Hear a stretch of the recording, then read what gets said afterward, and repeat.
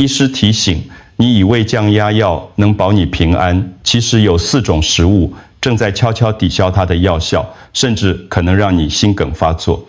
我是林医师，今年25岁，专攻心血管生理学。今天我要跟你分享一个很多人都不知道的真相。你可能每天准时吃药，血压计上的数字看起来也还好，但你的心脏其实正在发出求救信号。为什么会这样？因为有4种食物，它们看起来很普通，甚至被认为很健康，但它们正在一口一口地削弱你的药效。更可怕的是，很多人每天都在吃，却完全不知道危险已经悄悄靠近。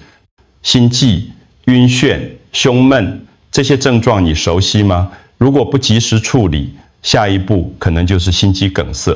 我见过太多病人，他们以为自己很小心了，但就是因为吃错了东西，让多年的努力全部白费。一定要看到最后，因为只要错过一种，就可能让你多年的努力白费。这4种食物，我会用倒数的方式告诉你，最危险的留在最后揭晓。你或你家人正在吃降压药吗？请一定看完。请告诉我，你从哪里收看这支影片？在我们开始之前，请留言告诉我你有任何问题。别忘了订阅频道并开启小铃铛，才能收到我们最新的健康资讯。我想知道你是否正在关注这支影片。如果你觉得这个内容有帮助，请在留言区打1，如果没有，请打0。你是不是也有这样的情况？每天准时吃药，血压还是忽高忽低，早上量130，下午变150，晚上又掉到120。你开始怀疑是不是药不够力，是不是该换药了？其实问题可能不在药物本身，降压药的效果跟你吃进去的食物有很大的关系。就像你开车，即使油门踩到底，但如果同时踩着刹车，车子还是跑不快。很多长辈觉得只要按时吃药就好了，其他的生活习惯不用改。但事实是，如果饮食没有配合，药效就会大打折扣。我在门诊常常听到病人说，林医师，我很乖啊，每天都有吃药，但当我问他们吃了什么，才发现问题就出在这里。有时候不是药不够力，而是我们吃错了东西。今天我要帮你找出那些隐藏在日常饮食中的药效杀手。这些东西你可能每天都在吃，但从来没有人告诉你，他们正在悄悄破坏你的治疗效果。让我跟你分享一个真实的故事。高雄盐城区的林伯伯，今年68岁，是一位退休的国小老师。他很注重养生，每天早上都会运动，饮食也很规律。他最喜欢做的事情就是研究食谱，为家人准备健康的 meals。林伯伯的一天是这样过的：早上起床后，他会先榨一杯新鲜的柚子汁，因为他听说柚子富含维生素 C， 对身体很好。中午吃面的时候，他喜欢配一小块豆腐乳，那是他从小吃到大的味道。晚上睡前，他会喝一杯温牛奶，帮助睡眠。周末的时候，他会小酌一杯红酒，因为电视上说红酒可以软化血管，听起来很健康，对不对？林伯伯也这么认为，他每天准时服用降压药，血压计也买了最好的，每天早晚都会测量。但最近这几个月，他开始觉得不对劲，心跳时快时慢，有时候突然感到一阵晕眩，走楼梯会喘，晚上睡觉时会突然惊醒。他以为是年纪大了，身体自然退化，所以没有太在意。直到有一天，他在市场买菜时，突然胸口一阵剧痛，整个人差点昏倒，家人赶紧送他到医院急诊。做完一系列检查后，医师脸色一沉：林先生，你的心脏已经在求救了，你的心电图显示有心律不整的迹象，血压波动也很大，如果再晚一点，可能就是心肌梗塞了。林伯伯吓坏了，他不明白自己明明这么小心，为什么还会出问题？医师仔细询问了林伯伯的生活习惯后，发现问题出在饮食上。林先生，你吃的这些东西其实都在抵消药效。医师说。林伯伯愣住了，柚子汁、豆腐乳、牛奶、红酒，这些不都是很普通的食物吗？有些甚至被认为是健康食品，怎么会有问题？医师解释，降压药要在体内发挥作用，需要经过一系列复杂的代谢过程，但某些食物会干扰这个过程，让药物无法正常运作。更糟的是，有些食物本身就会影响血压，等于是在对抗药效。医师发现，林伯伯吃的4样东西正在一步步抵消药效。这4种食物，我把它们称为4大隐形杀手。为什么叫隐形？因为它们看起来很无害，甚至让人觉得有益健康，但对于正在服用降压药的人来说，它们却可能带来致命的危险。现在我们用倒数的方式揭晓，最危险的在最后，请你一定要认真听，因为这些资讯可能会救你一命。第4名，牛奶与奶制品。很多人吃药时顺手配牛奶，觉得这样比较好吞，也比较不伤胃，但这其实是一个很大的错误。牛奶里含有丰富的钙质，这本来是好事，但问题是钙会跟某些降压药结合，形成一种难以吸收的复合物。用一个比喻来说明，药物就像一艘快艇，本来可以快速在血液里移动，发挥作用，但当它遇到牛奶里的钙时，就像被绑上了一颗大石头，动弹不得。这不只是牛奶的问题，起司、优格、冰淇淋，所有的奶制品都有同样的效果，特别是钙片。如果你同时在补充钙质和服用降压药，影响会更明显。该怎么办？其实很简单，把时间错开就好。药与牛奶请间隔2小时。早上吃药的话，10点以后再喝牛奶；晚上吃药的话，睡前就不要再喝了。第3名，红酒与所有酒精饮料。红酒能软化血管，这是最大的误解。很多人以为每天喝1小杯红酒对心血管有好处，但如果你正在服用降压药，这杯酒可能就是你的隐形杀手。为什么？因为酒精会产生双重效果。一开始，酒精会让血管扩张，血压暂时下降，但这时候你又吃了降压药，2个加在一起，血压就会掉得太低，你会感到头晕、无力，甚至可能晕倒。更危险的是反弹效应，当酒精代谢掉之后，血管会收缩，血压反而会飙高。就像坐云霄飞车一样，血压忽高忽低，这对心脏的伤害非常大。而且酒精会影响肝脏代谢药物的能力，你的肝脏本来要专心处理药物，但现在它得先处理酒精，结果药物就在体内累积，可能造成药物过量。每一滴酒都可能是心梗的导火线。如果你真的想保护心血管，最好的方法不是喝红酒，而是戒酒。所有的酒精饮料都一样，啤酒、威士忌、高粱，通通都要避免。第2名，腌制咸菜、豆腐乳。家里的咸菜、豆腐乳、咸鸭蛋是长辈的心头好。一碗白粥配1块豆腐乳，那个滋味是很多人的童年记忆。但你知道吗？这些腌制食品的含盐量高得吓人。盐，也就是钠，是高血压最大的敌人。当你吃进太多盐，身体为了维持平衡，就会留住更多的水分，血管里的水变多了，压力自然就增加，血压就会升高。用一个简单的比喻，你的血管就像一条水管，药物本来要帮你把水管里的压力降下来，但你一边吃药，一边又拼命往水管里灌水，这不是在灭火的同时浇油吗？世界卫生组织建议，每个人每天的钠摄取量不应该超过2000毫克，大约是5克的盐。但1块豆腐乳含盐5克，一餐就超标。如果你再吃点咸鱼、腌萝卜，那钠的摄取量可能是标准的3倍、4倍。那怎么办？难道以后都不能吃美味的东西了吗？其实不用这么极端，你可以用其他方式来增加食物的风味，比如用葱、姜、蒜、香菇、海带来提味。这些食材本身就很有味道，而且对身体有益。如果真的想吃腌制品，那就浅尝即止，1个星期吃1次就好，而且分量要控制。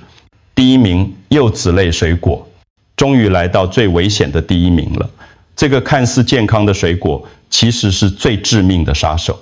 柚子、葡萄柚、文旦这些水果在台湾很常见，特别是中秋节前后，几乎家家户户都会吃。很多人觉得柚子富含维生素 C， 对身体很好，所以每天都会吃一些。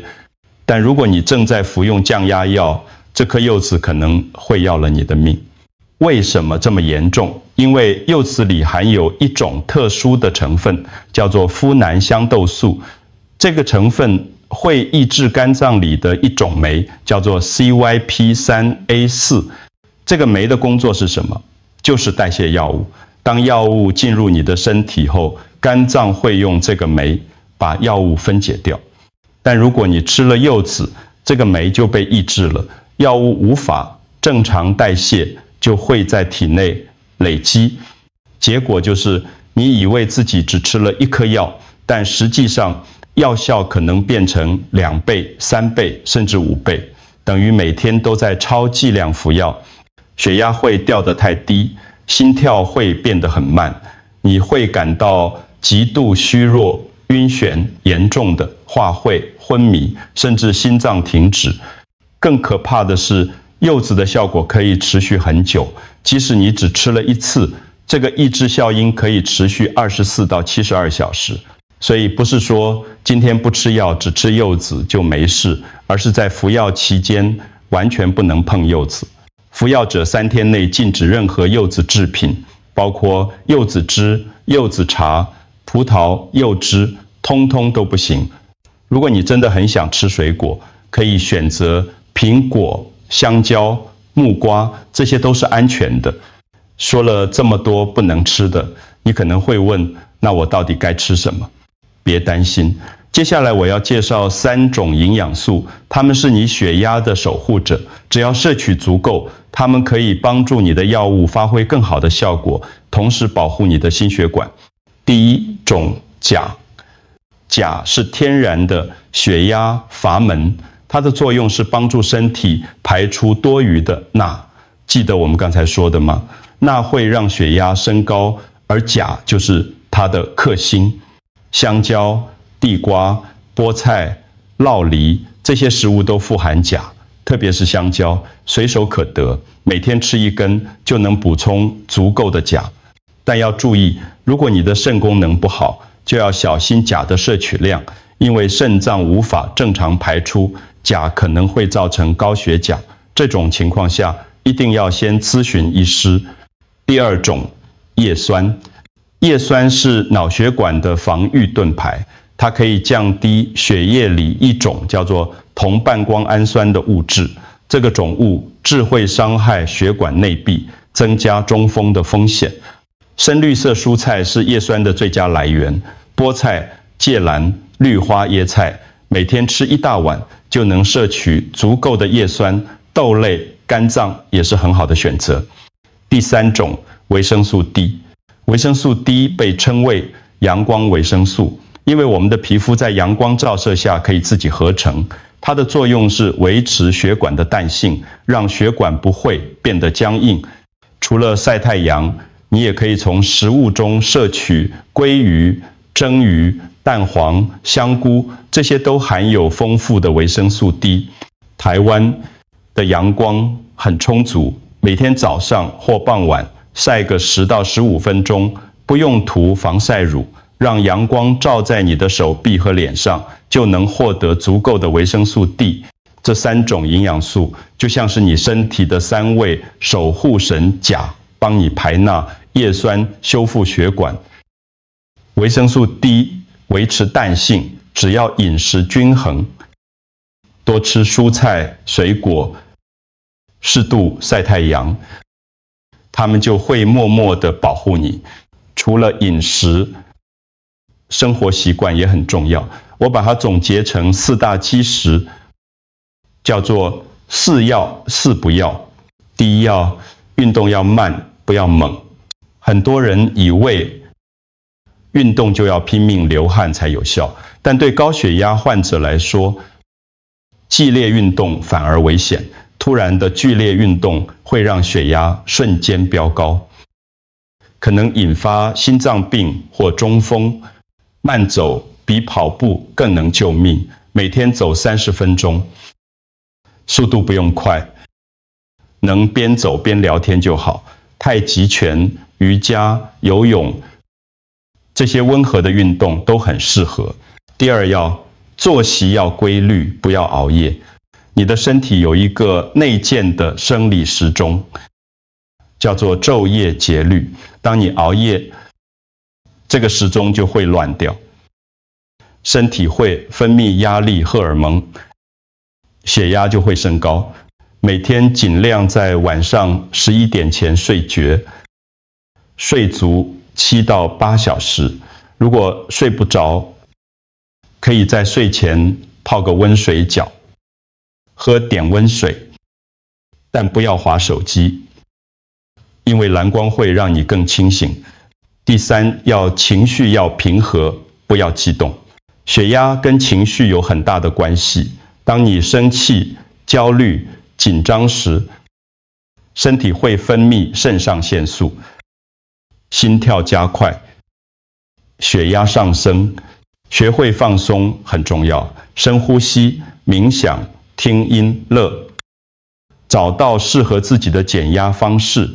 遇到让你生气的事，先离开现场，深呼吸10次，等情绪平复再处理。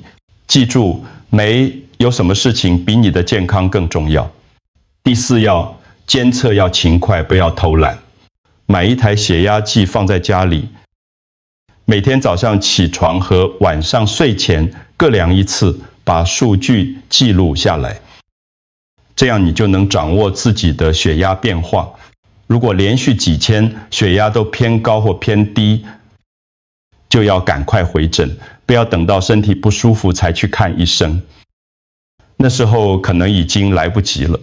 这4件事比任何灵丹妙药都重要。控制血压不是1天2天的事，而是一辈子的功课。但只要你养成这些习惯，你会发现其实并没有想象中那么难。好，我们来总结一下今天的重点：避开4大杀手：牛奶、酒精、腌制品、柚子；拥抱3大护卫：钾、叶酸、维生素 D；坚持4大基石：慢运动、规律作息、平和情绪、勤监测。控制血压不只是吞1颗药那么简单，而是生活的智慧。你吃进去的每一口食物，你选择的每一个生活习惯，都会影响你的健康。林伯伯后来怎么样了？他听从了医师的建议，改变了饮食和生活习惯，3个月后回诊，他的血压稳定了，心律不整也改善了。他跟我说：“林医师，谢谢你救了我一命。其实救他的不是我，而是他自己，因为他愿意改变。”今天这支影片如果对你有帮助，请按赞、订阅，并且分享给你的爸妈、你的家人、你的朋友，让更多人知道这些资讯，让更多人少走弯路，多一份平安。记得，健康是你自己的责任。从今天开始，做出改变，永远不嫌晚。我是林医师，我们下次见。